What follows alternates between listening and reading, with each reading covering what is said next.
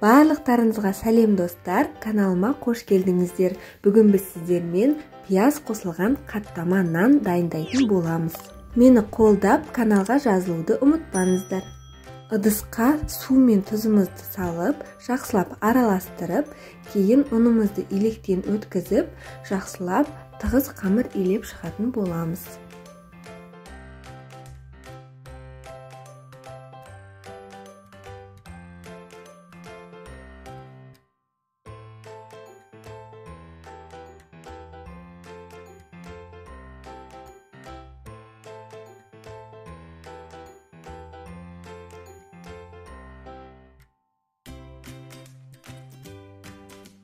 Міне осындай жұмсақ қамыр илеп шығамыз. Енді осы қамырымызды шамамен 20 минутқа тыңдырып қоятын боламыз. Оған дейін осындай көк пиязымызды алып, ұсақтап турайтын боламыз. Егерде көк пияз болмаса, кәдімгі пиязды алып, ұсақтап турап қоса берсеңіздер болады. Енді осы пиязымыздың үстіне жарты қасықтай тұзымызды қосып араластырып аламыз. Кейін жаңағы тыңып тұрған қамырымызды алып, видеода көрсетілгендей етіп 3 бөлікке бөліп, дөңгелектеп алатын боламыз. 2 бөлігін шетке алып, кеуіп қалмас үшін бетін сүлгімен немесе пищевой пленкамен жауып қоямыз. 1 бөлігін алып, видеода көрсетілгендей ұнымызды сеуіп, оқтаудың көмегімен жұқа етіп жайып шығатын боламыз. Қамырымызды 5 бармаққа жайғандай етіп, жұқа қылып жаямыз.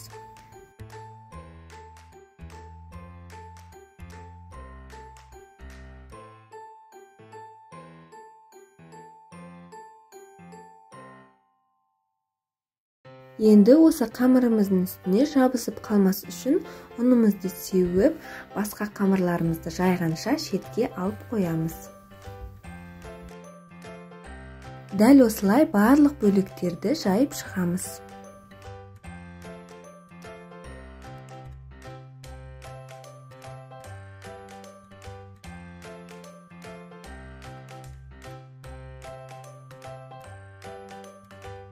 Енді ертілген сары майымыздың үстіне сұйық майымызды құйып, екеуін жақсылап араластырып, жайылған қамырымыздың үстіне видеода көрсетілгендей етіп барлық жерлеріне тигізіп, жағып шығамыз.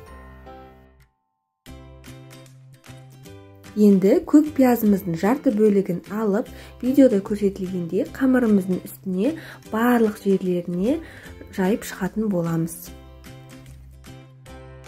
Енді осы қамырымыздың үстіне екінші қамырымызды қойып, дәл жаңағыдай барлық жеріне майымызды жағып, үстіне қалған пиязымызды барлық жерлеріне жететіндей етіп жайып шығамыз.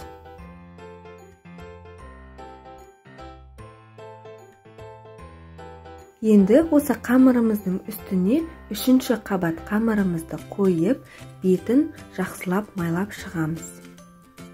Оқтаудың көмегімен видеода көрсетілгендей етіп, рулет тәріздес етіп орап шығамыз.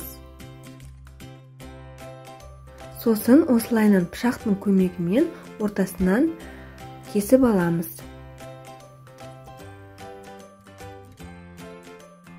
Оқтауымызды алып, видеода көрсетілгендей етіп, ұзынша қылып, қамырымызды бірнеше бөлікке бөлеміз. Мен 6 бөлікке бөлетін боламын.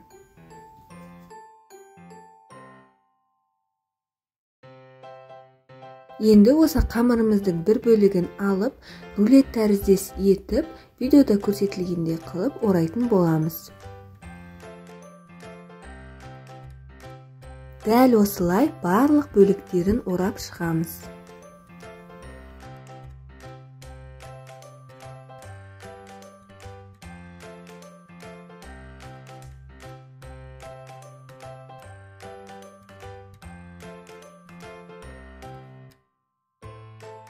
Осындай әдемі рулетиктер шығады.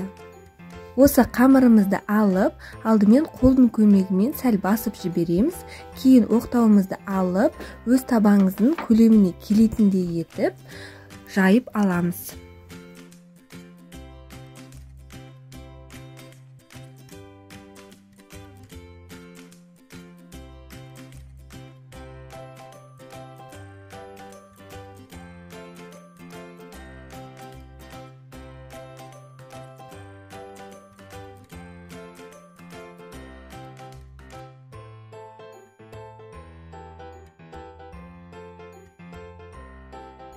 Орташа отта қызып тұрған табамызды сәл майлап жіберіп, оған қаттамамызды саламыз.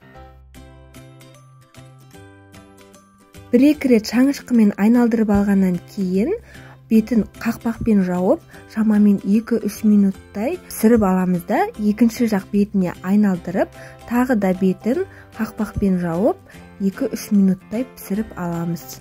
Қақпақпен жапқан сәтмен де видеоға түспей қалыпты, сондықтан қалауларыңызша бетін қақпақпен жауып пісірулеріңізді сұраймын. Және де достар, егер сіздерде антипригарный таба болмаса, онда сәл көбірек май қоссаңыздар болады, бірақ тым көп қоспаңыздар. Міне достар, біздің пияз қосылған қаттама нанымыз дайын болды. Дәмі өте ерекше, күшті болып шығады.